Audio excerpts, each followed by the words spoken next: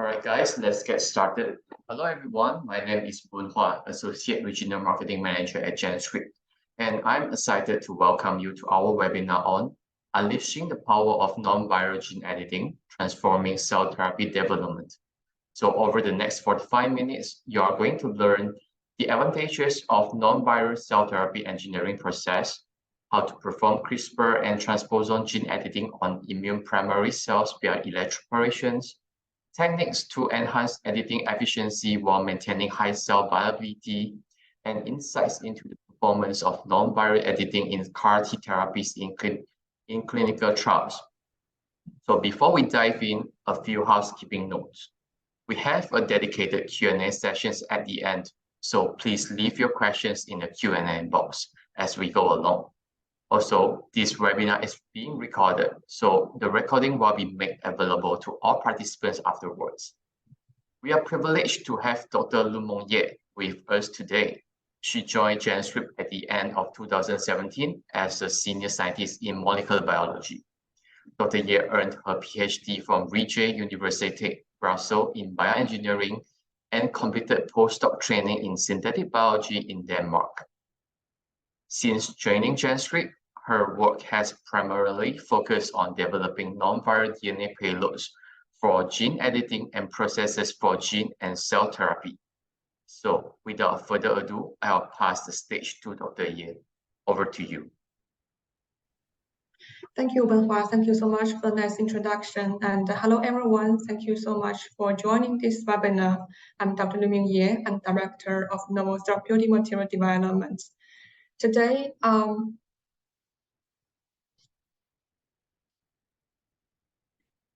it's really my great honor to present you the fast progress of CRISPR technology and fast progress of cell therapy development.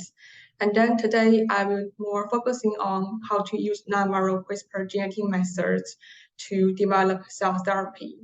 And then, of course, with all these new advantages and understanding of clinical study, we would like to use this method to go beyond CD19 BCMA CAR, which we already heard so much. And let's go to screen for the next generation immunotherapeutic therapy combinations. And last but not least, I would like to know that at GenScript, we actually have the total solution for CRISPR reagents from discovery to clinic. First, let's have a quick look on the CRISPR technology and the cell therapy.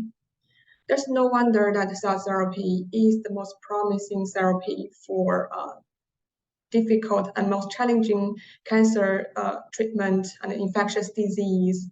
Since 2017, which actually I finished my postdoc training and joined GenScript, there are already been 6 CAR-T therapy in commercially available and approved by FDA.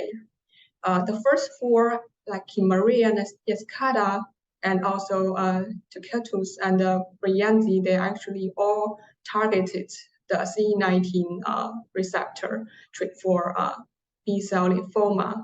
And later on, we also have Abcama from BMS, and also the Caviati from Janssen and the Legend, which treat multiple myeloma targeting BCMA targets. However, if we look at all of these commercially approved CAR-T therapies, their manufacture process is still heavily relying on the viral vectors. And they need to first isolate the T cell from patients and then transduce or deliver the CAR information via the viral vector, either lentiviral vector or retroviral vector, to transform this T cell into CAR-T therapy and then to treat a target cancer. And we all know that in the later stage of the either phase clinical study or commercial stage, when the demand of therapy increase, the availability of the viral vector is also kind of being challenging. Also, with the progressing of CRISPR gene editing method, we like to combine gene editing and a CAR insertion onto the T cell. There are several protocols. For example, if we want to do a precise target insertion, then we utilize lentivirus, AV virus as the HDR donor templates to deliver the CAR information and also facilitate the TRAC targeted location insertion. Or in other cases, for example, for TCRT therapy, published a phase 1 clinical study in early 2020. There, the researchers would like to combine the power of CRISPR gene editing to knock out a few gene targets to improve the cell therapy functionality. However, the delivery or the introduction of NY-ESO-1 TCR was still done by the lentivirus. This would make the entire CAR-T or TCR-T manufacture process into 2 steps.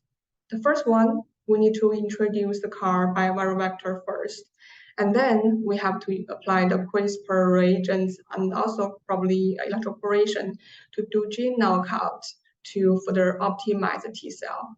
And we all know with multiple process treatment, it's not good for the cell status of engineered T cell. And actually, with the non-viral CRISPR gene editing methods, we can do the gene knockout and gene knock-in in 1 step. With this advantage, there are actually a lot of quite a few progress to use non-viral CRISPR gene editing method to engineering CAR-T cell therapy in the last year. And there was publication from Marston's group to use single-strand DNA and as the HDR donor templates to produce clinical scale CAR-positive T cells. And there also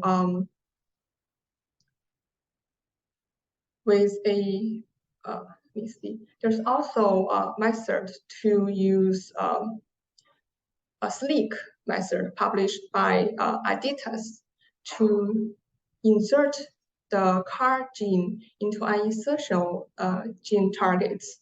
So only the cells with accurate HDR repair, the cell would survive. So during the cultivation, we can further enrich the CAR-positive cell to make the final CAR-T cell population as high as possible and as pure as possible to improve the homogeneity of the final CAR-T therapy.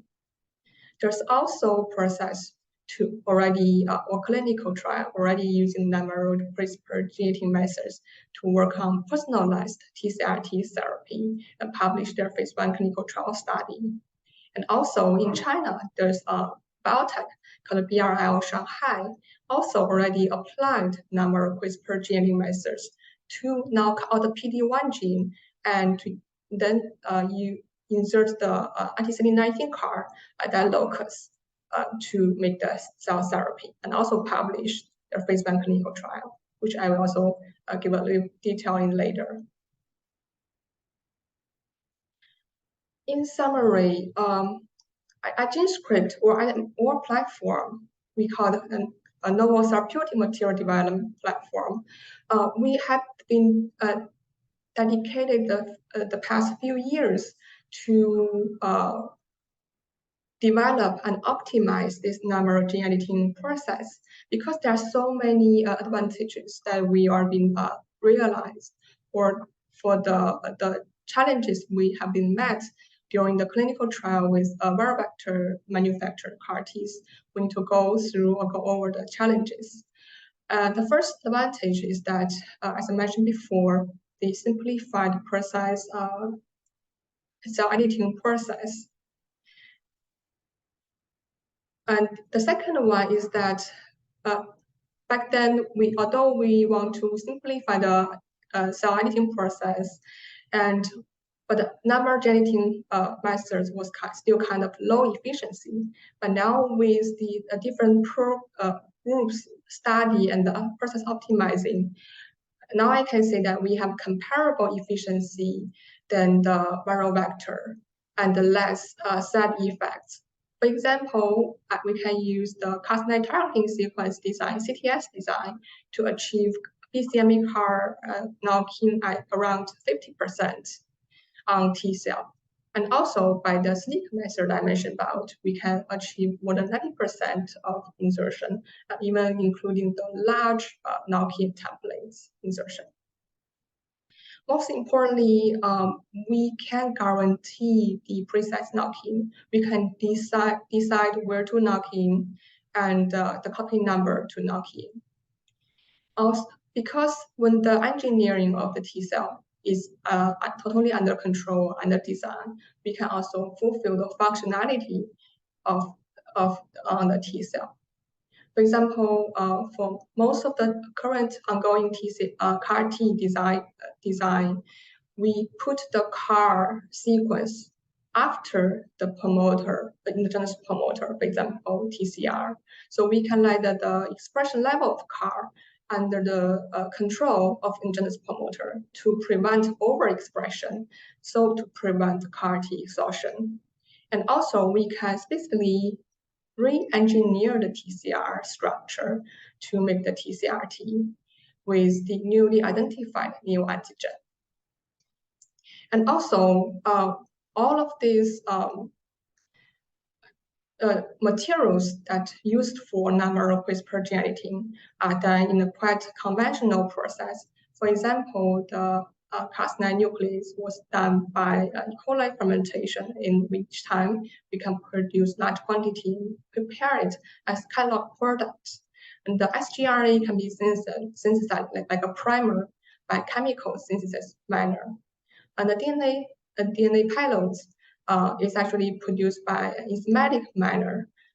So it's also cell-free and animal material-free. So the production process will be a lot faster. And also, when we go to the clinic or prepare the GMP's CAR T therapy, because the engineered cell has controlled knock-in site and knock-in number, so it makes both the number of DNA material, but also the engineered CAR T cell has a shorter QC list to release. And also, we've improved not only your internal data, also with a lot of research labs progress, we improved the robustness of this non-viral CRISPR gene editing protocol. And we also later on in this webinar, I will also show some data on the all works on primary T cell, NK cell, and iPSC cell.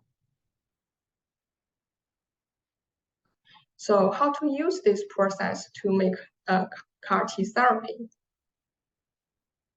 General workflow is quite straightforward. And first step is to isolate the T cell either from patients for autologous CAR T manufacturer, or the T cells from a healthy donor for allogeneic T cell therapy preparation. We will harvest and activate the T cell, and then prepare all the CRISPR reagents into the electroporation cuvettes.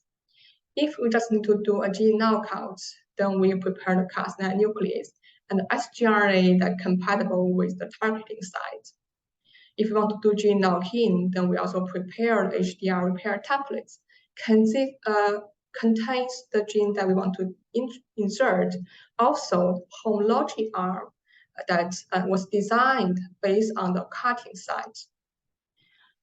When we prepare all these reagents, mix together with the activated cell, and then do the electroporation.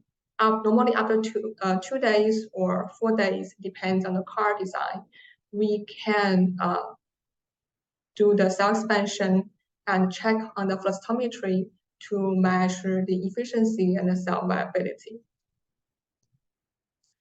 Next, I will start with the HDR repair templates, because this is the key component for a CAR T therapy engineering.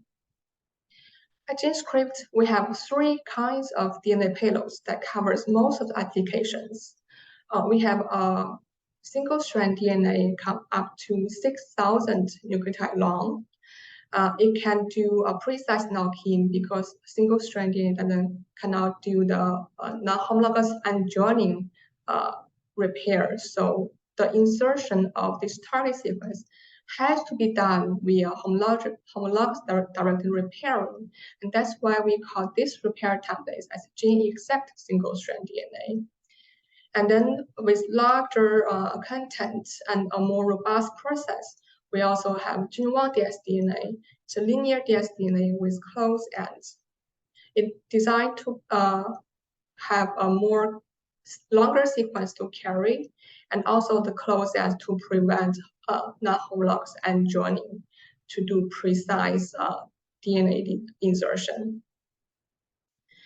Also, we have a even larger supercoiled circular dsDNA vector called GenScript dsDNA, which only compared to plasmid, it only contains a 430 base pair vector backbone sequence GenScript.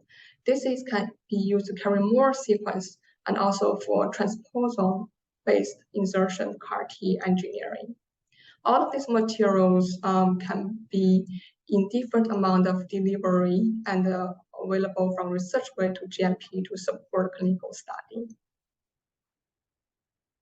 I will discuss where and how to use these different DNA payloads. Specifically, let's start with gene-exact single-strand DNA. But there are a lot of methods being reported to produce single-strand DNA. And at GenScript, we use the proprietary application method to produce single-strand DNA from a double-strand DNA template, and then use rolling circle process to make the concatenator single-strand DNA intermediate. And then we have a very efficient way to separate these adapter sequences and the target single-strand DNA. By this process, we can produce pure single-strand DNA in a large quantity because this is also an enzymatic reaction. And also this linear amplification process can ensure or guarantee the sequence fidelity for this gene and cell therapy repair templates. This is a result that we've been verified different lengths of products a single-strand DNA produced by this process compares to its double-strand DNA template and plasmid template. All we can see that the pumped noise or Euro mutation events compared to the templates are in quite high agreement with the templates. For the function, we also compare single-strand DNA with double-strand DNA templates. It shows a high knock-in efficiency because it's low toxicity. So we have a very broad testing window to further increase the input amount and compare with these two testing models like the GFP insertion at RAB11A or GFP knock-in at track locus. We all can see the outperformance of single-strand DNA to get much higher knock-in efficiency while maintaining the cell viability with the increase of input amount.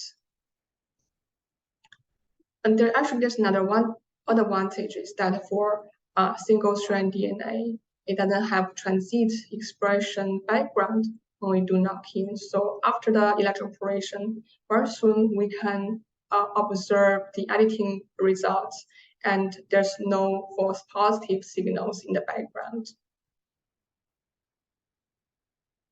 To further improve the editing efficiency, our collaborator, Dr. Brian Shai from Marston's group from UCSF also added another design to improve the functionality.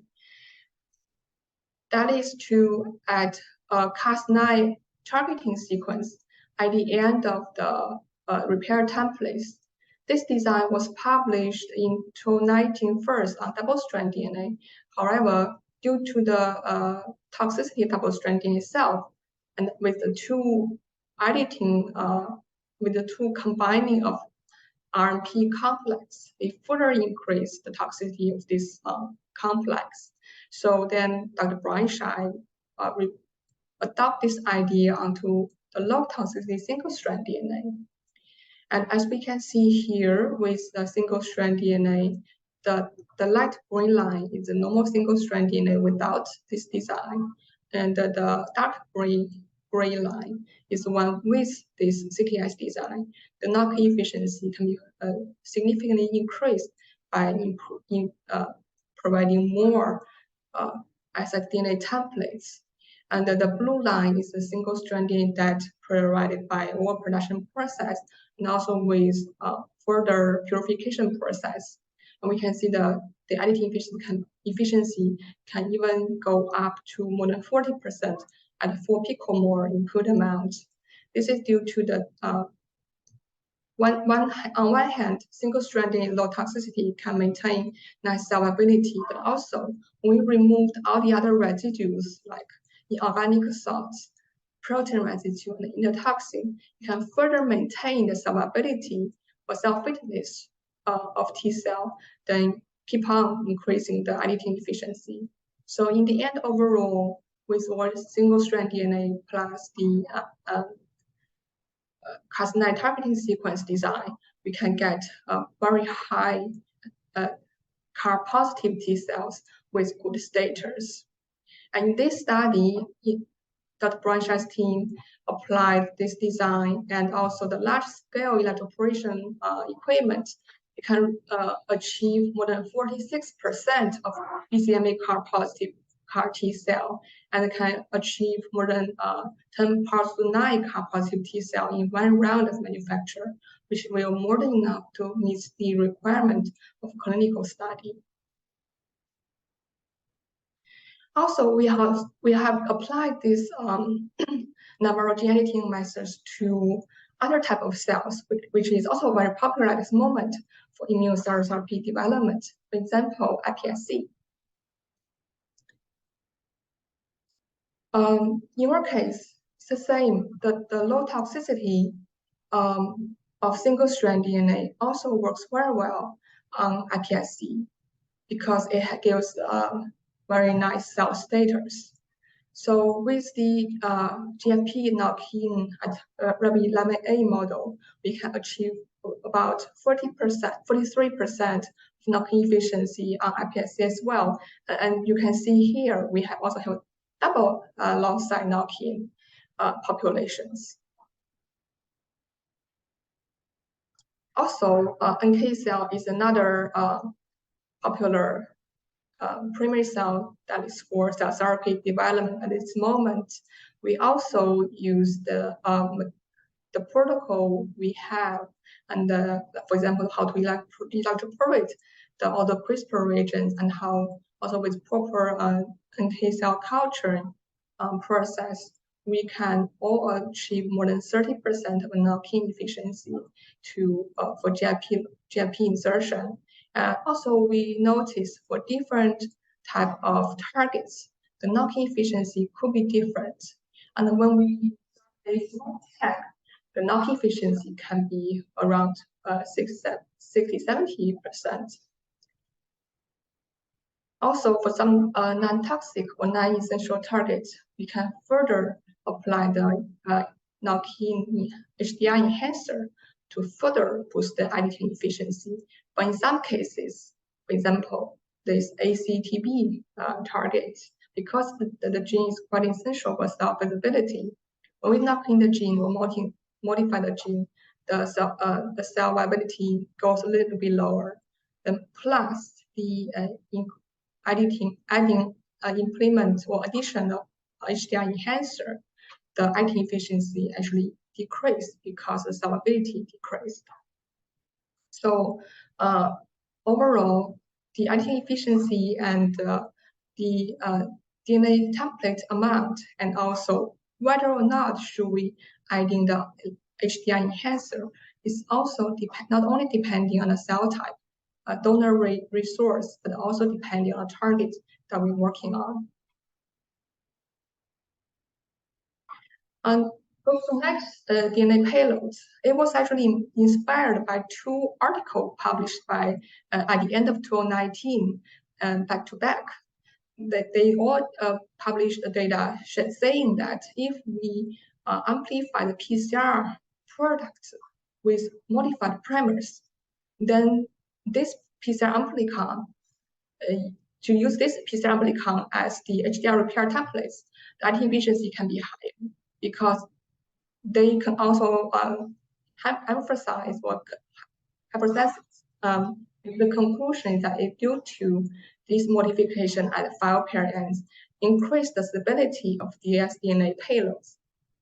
Inspired by this, we developed Gene1 dsDNA, which contains mostly is a gene of interest that you send to us for production, and also 28 base pair extra sequence with close ends. Compared to the normal double-strand DNA we often use in the lab, like PCR amplicon or linear res plasmid, which contains these open ends, which we easily insert into any double-strand break. This structure not only stable, make the template stable, but also prevents the NHEJ risks. And we can also make sure this product, the patent process, meets the compliance of regulatory requirements. For Gene1 dsDNA, we mostly rely on a plasmid starting material. When you send us the sequence to produce, we'll synthesize a template and clone to a universal production vector, and then we'll maxi this plasmid backbone at large scale. And depends on the product grade that we need to deliver, we can also prepare different grade of plasmid. And then we will carry out a 3-step enzymatic treatment reaction to harvest the Gene1 dsDNA only contains a gene of interest. There's also some internal test of Gene1 dsDNA with PCR dsDNA or plasmid. For short HDR templates, for example, the JP track, it shows comparable performance to PCR products, and plasmid is not a very nice repair template. When we test the larger HDR repair templates, we can see that Gene1 dsDNA has better performance than PCR. It also because of stability and the higher purity with the downstream purification. In this comparison, we didn't include the plasmid because it's really large dsDNA templates, which is really toxic to T cell. Also, with the biotech called BRL Shanghai that I mentioned earlier, they've been using double-strand DNA repair templates to design and manufacture their CAR-T therapy. I think in the last year, a year ago, they published their research study on how to design, manufacture this CAR-T therapy. Firstly, they designed a series of templates to insert a CD19 CAR at different locus.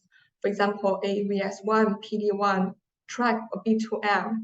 They measure the knocking efficiency and the functionality of the edited cell. And then they proved, for example, to compare the CD19 CAR knocking at the track or PD1 locus. It has better performance or similar performance than the CD19 CAR carried out by lentivirus. And then they decide to use the PD1 gene knockout and the CD19 CAR knocking solution to develop their viral-free CD19 CAR therapy. And then they also passed the IND filing at Chinese Medicine Administration and carried out their phase 1 clinical trial. And this year they published the data of their phase 1 clinical trial of this PD1 knockout and CD19 CAR therapy. With 21 patients followed, they have all of them has an OR, and 17 patients had complete remission. Last, we talk about this large content DNA payloads with a supercoiled double-strand format called GenScript. We also use a proprietary process to first, of course, to clone the target gene into a production vector. And then we use a recombination process to remove the backbone and antibiotic gene. And then we isolate the production strain, only harbor the gene circle plasmid to large-scale fermentation. So in the last step of fermentation, the vector is antibiotic-resistant gene-free. And in this fermentation process, there's antibiotic-free. And then we do a conventional maxi-prep or ion exchange purification to harvest the gene circle. Compared to conventional plasmid or a mini-circle products, which only has 100 BP backbone, gene circle has 430 BP backbone. It already lower the toxicity by lower backbone size, and there's no selection marker on the final product. And compared to mini-circle, we have much higher manufacture yield. Therefore, we have a much higher purity to be used for gene and cell therapy. With this very special, let me go back. With this very special structure for gene circle, the 5' and 3' are very close to each other. We found this vector is very useful for transposon-based large gene insertion. For example, in this case, for transposon, we use two vectors one to carry out the expression of transposase. It can be carried out by a plasmid or DNA vector or mRNA, and also gene of interest on another plasmid. As mentioned, with the special structure of gene circle, it makes this formation of this complex very easy, and also the low toxicity nature of gene circle make it very useful, sufficient for transposon-based gene editing. In this case, we inserted a gene of interest into JRCA cell line first. We either choose to deliver the transposase or gene of interest by gene circle, or both of them by gene circle. The other one is on plasmid. As we can see with different kind of combinations, when we use gene circle to carry out both the transposase and the gene of interest, can get a highest cell editing efficiency. And for solubility, it's the same. For the when we use gene circle to deliver the gene of targets, it gives all very nice solubility. But of course, as I mentioned, when we use a gene circle to deliver transposase, it gives nice solubility. But if we use a gene circle to deliver both transposase and the gene of interest, because the structure of to loop these two ITRs closer can further increase the editing efficiency. And with this capability, we also try to find some designs from literature with much larger CAR designs, like looped CAR, dual CAR, or tandem CAR. Please don't focus on the function of it. That's not what we're good at. We just try to make the CAR content as large as possible to test for transposon insertion efficiency. In this case, we test on T cell editing efficiency is lower than JRCA cell line, but still we can get quite a consistent knocking efficiency, more than 15%. And there's also a GFP fused in the CAR expression cassette. We can either measure the CAR signature expression, also the GFP expression in a very good linear manner. And of course, we further improved the editing efficiency of this system on T cell. And next, with this process to editing T cell or other type of immune cells in an efficient way, we go beyond looking for new combinations for cell therapy. For T cell, there are so many new gene targets we like to modify to increase different functionality. And there are so many, there's an arsenal of components for us to rearrange or edit the CAR design. And what if we want to test them together? Then it's time for us to use a library screening. So at Parsons Group, they already apply this strategy to test, for example, to insert the TNGFR sequence at 22 different genome loci. And as we can see here, single-stranded with CTS gives the highest knocking efficiency. And also among this array, we could see that different targets have different knocking efficiency. So it's a good information for us to design at the very beginning to choose the right or easy targets to edit to get high and nice editing efficiency. And there's another solution to do the test, that is to or in the previous one, we knock in the same targets, so we have the same GOI, but for different targets, we design different guide RNA and also the different homology arms around this gene of interest. On the other hand, we can knock in different antigen receptor information into the same locus to see which will get best fitness or combination. And there's also a library doing so. And what we can see is that with this library, each of them, because it's the same targets and same guide RNA, same homology arm, but the insertion information is different.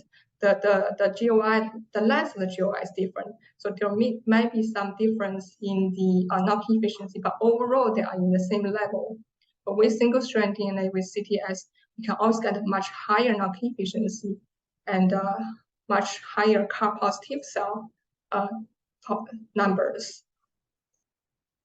So this article is actually the detailed information of this library I mentioned before. With this protocol, first the researchers like Theodore Ruse screened a library with 36 designs to knock in different membrane receptor sequences at the track locus. And then we can apply different stress or stimulation to see the fitness change after different conditions selection to look for new targets. In this case, they found a new TGF plus beta R2 4-1BB receptor which is beneficial for solid tumor clearance. And with this simple design library being proved and screened, later on, Marcin's team, you further increase the complexity of this library by combining with a larger insertion of the library, this combination of different transcription factors and different CAR or TCR information to further screen the better combination of CAR T design. So this gives us a much more faster and cheaper screening solution to find new targets and new CAR T combination. Last, I would like to show how can GenScript support all this either from early stage screening and research validation to GMP manufacture to support clinical study. So for these 3 DNA payloads, we come back, they either can, so single-strand DNA can support autologous CAR T therapy because we can never know the tolerance of T cell from different patients, better with a low toxicity one. And also we can use it to as HDR repair templates to knock in the sequence with external promoter to prevent transient expression and to added iPSC with the backbone insertion to use it for anti-transgenic mouse for any disease model. And also Gene1, they can use for allogeneic T cell therapy and also early stage library screening. And GenCircle, as I mentioned, is really suitable for large fragment knocking with transposon or CRISPR. And actually, it also can be used. It's a very nice expression vector used for DNA vaccine and viral vector packaging. We also have other reagents like the ESP-Cas9 for gene cutting, and also with similar activity with Cas9 wild type, but also minimize the risk of off targets compared to wild type Cas9. And also high fidelity, high purity sgRNA that is empowered by our high resolution purification methods, and also in-house developed NGS QC method to differentiate any mutation sites. All of these reagents that relate to CRISPR are available from research-grade material to clinical-grade material for tox study, and also GMP grade to support the clinical trial. So far, by July this year, we actually already delivered more than 100 batches of the GMP materials, and the materials we also do R&D filing at different authorities like EMA, FDA, and CDE. This was segregated Class C clean room and a Class A accelerator to ensure sterile process. We also have a new facility launch in Zhenjiang with triple capacity. You're welcome to visit and ask any questions. And thank you so much for listening. I'm happy to take any questions. All right, thank you so much, Dr. Ye, for your great presentations on non-viral gene editing in cell therapy development. So we have received some questions from the attendees. I'll read them out to you, and can you please help me to answer these questions? Yeah. So we have our first questions here. So which of the 3 DNA payloads you introduced would you recommend choosing? I think actually for normal CAR insertion, for example, 2 kb or up to 4 kb HDR repair templates, I think the Gene1 could be a good template to start with to prove the or design, and also to prove the electroporation process. Okay, and what steps can we take to prevent the off-target risk associated with CRISPR gene editing? Actually, for CRISPR, sometimes people, when they heard of CRISPR, they're always afraid of off-target risk. But actually, I would like to say, at least CRISPR has a target. And there are actually a lot of, from different aspects, we can prevent or reduce off-target risk. First of all, we have to have a really nice designed guide RNA to ensure the activity and no off-target risk. And then, like I mentioned in the last slides, that we can choose the hi-fi or enhanced version of Cas9, which actually been proved by different labs can really reduce the off-target risk. And also, when we develop a therapy, after we determine the guide RNA and the whole editing process, we can always do a IGAT or other NGS-based method to prove that guide RNA is not introducing any off-target events. Then afterwards, when we lock down the process materials, this problem can be prevented. Okay, thank you, Dr. Ye. The next questions actually comprises of 3 small questions. So the first one is, which Cas9 nucleus was used for the CAR-T work? Good question. At the early stage, we used the wild-type Cas9, but very recently we all changed to ESP-Cas9 to eliminate the off-target risk. And also, as I showed before, the mutated version of Cas9, it actually had a cutting activity a bit slower than wild-type, and it actually proved that it works better. For some people have said it works better for HDR repairment, so favors the knock-in work that we focus on. So we definitely, for both functionality and the prevention of target risk, I would strongly recommend either hi-fi Cas9 or ESP Cas9.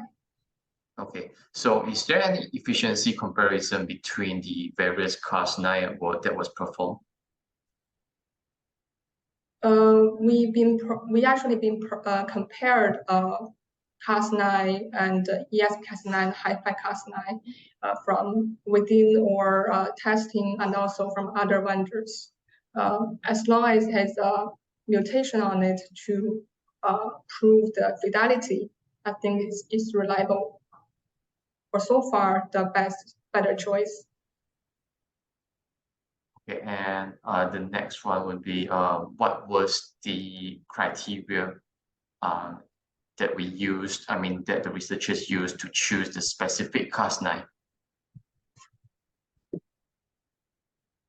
I think so far, like I would recommend ESP-Cas9. I think there was a paper, I have looked for it. They also compared wild type high-fi and ESP-Cas9.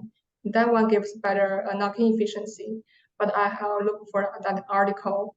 But there's also other versions of Cas nuclease available as Cas12a or either other types. I think we just lack a little bit more data on the IT efficiency or improvements on the clinical study. Yes, thank you. I think we can share more details with the attendees after the webinar. So our next questions would be, what could be the best strategy for knocking large size gene fragments, for example, 12 kb size gene insert? I think for knocking like more than 10 kb, I would recommend transposon based, or I think there's other integrase based method, because that's really knocking of long fragments. Although, and I think this is also already beyond the packaging size of lentivirus. So with transposon, we already can, without the limitation of lentivirus. And also, the insertion by transposon is direct insertion. So this is a good way for us to ensure the sequence fidelity. Because for example, the CRISPR-based method for HDR is homologous direct repairing mechanism. When the sequence getting longer, the repair efficiency could be compromised a little bit, which will further compromise editing efficiency. So transposon, or there's also, I guess it's called PAGE, the integrase-based method, but also it combines Cas9 system, so it can make a kind of like target-dependent integration that could be favors for large fragments. Okay, and we have another question. What are the mechanisms or factors that are contributing to the high toxicity of the plasmid DNA in the human T cells? Is it due to LPS contaminations? That's actually a very good question. There are actually quite several different aspects. I think the first paper I read reporting about the toxicity of dsDNA was published by a researcher from a German group, Berlin Health Institute. And they speculate dsDNA is like similar to like pathogen's genome, which triggers CGAS STING pathway, then make essentially the immune cell related cells have an immune response, then cause the exhaustion of itself. And this year, there's also a researcher from China, from Wuhan University. They further illustrated this issue and its DNA triggers the CGAS STING pathway. And there's also some methods to reduce the toxicity. And the other thing is that iPS contamination, that's definitely for sure, because that's the endotoxin will control for dsDNA or all kinds of DNA payloads that we applied on immune cells. And the other things like with novel gene editing methods, so far we really rely on the delivery method as electroporation, which is also a stress to primary cells. So to conclusion to how to reduce the toxicity, one thing is definitely we should make the DNA payloads as pure as possible to eliminate LPS contamination. Also need to control the iron salts, the inorganic salts, but ions or iron strands, because which will interfere with electroporation. And also, we could also further optimize the electroporation protocol to reduce toxicity. Thank you. And our audiences would also like to know how the off-targets for Cas9 were analyzed or performed. Okay, this actually not our invention. There's a method called GuideStack or IGuideStack. It's an NGS-based method. It's like NGS-based target enrichment protocol. So first, we will do together, when we do electroporation, when we deliver the Cas9 and a guide RNA RNP complex, we also electroporate a short double-strand DNA tag with biotin labeling to electroporate it together. So this double-strand DNA, because it has also kind of open ends, it will insert at any double-strand DNA break site. And because we know the sequence of it, then we can, or because it has biotin modification, we can harvest the genome and then share it and then use magnetic beads to pull down all these biotin informations. So do NGS sequencing. So with NGS sequencing, we would harvest the information that this tag inserted nearby.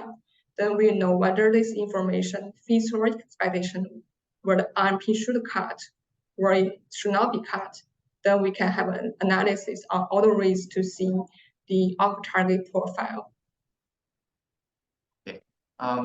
Is there any HDR enhancer available to enhance the knock-in efficiency?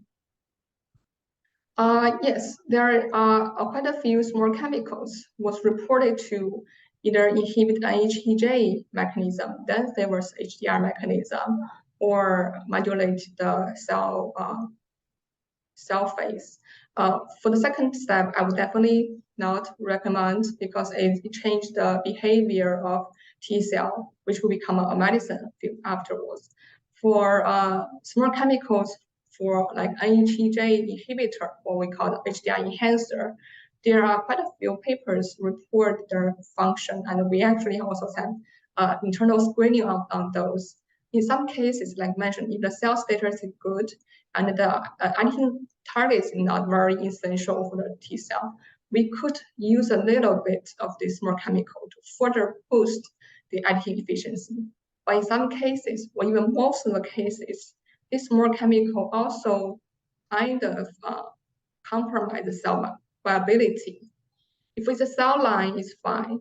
But for CAR T cell therapy, we still want the engineered T cell can be recovered and fast spending after the electroporation. Sometimes adding the small chemical is not a choice. And also from a CMC perspective, if we add something, we need to have a very clear profile to the authorities to prove its GMP and its no side effects, which makes also the R&D work a little bit complicated. Okay. The best way is to optimize the process at a very early stage without it. Thank you. And what should be the amount of HDR template, for example, with the gene circuit service per million cells to electroporate? Okay, normally it's like 1 microgram per million T cell. I think this is a good starting point. And also because it depends on the size of the gene circle, right? If it's 2 kb GOI or 4 kb GOI, then 1 microgram will refers to different molar amount. But 1 microgram is always a good starting point. We can shift a little bit left and right. Yeah.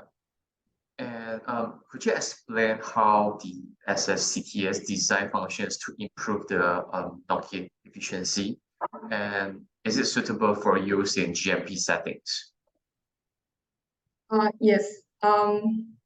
So for CTS design, is like to add a scrambled guide RNA sequence in the PAM at the 5 parent of ssDNA. And then we use an oligo to anneal to form partial double strand because Cas9 RNP only recognize and bind double strand. and also because the scrambled 4 base pair of guide RNA, so the RNP only bind, but doesn't cut. So for all the DNA payloads, the delivery challenge is like we don't have a good method to deliver these DNA payloads into the nucleus. For RNP is not a problem because Cas9 has at least 1 or even 2 ALS modification. So we are applying the ALS modification on Cas9 to drive or deliver the DNA payloads into the nucleus, then to do the gene editing.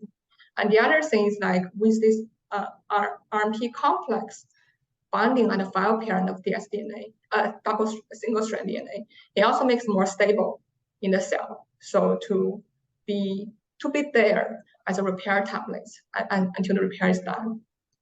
And there's actually quite a few of our collaborators, they are applying this method to go to prepare for the clinical trial. And we have all the materials in GMP grade. We are definitely pushing this process to be GMP and to be used for clinical study. Okay. I guess we are taking one more question. Do you collaborate with international researchers from the academia? Yeah. Yes, we do. Actually, we've been collaborate with a lot of research labs and research institutes because actually it's not easy to from us to get all the nice protocol for different applications. And also now we realize that the T cells or cells from different resources, they have different performance. So to get more robust, enough data, get a more robust process, we would like to collaborate with different labs researchers to get things move forward faster and also extend our understanding on different cell types. All right, thank you, Dr. Ye. So I guess we have answered all the questions that been asked by our attendees. So thank you so much for all your active participations and engaging questions in our webinar today. Your curiosity is inspiring, so stay connected with us for more learning opportunities, and please share your thoughts in the post-webinar survey. Your feedback matters. Until next time, keep exploring, keep questioning, and keep learning. Goodbye and have a great day. Bye-bye, have a nice day. Thank you.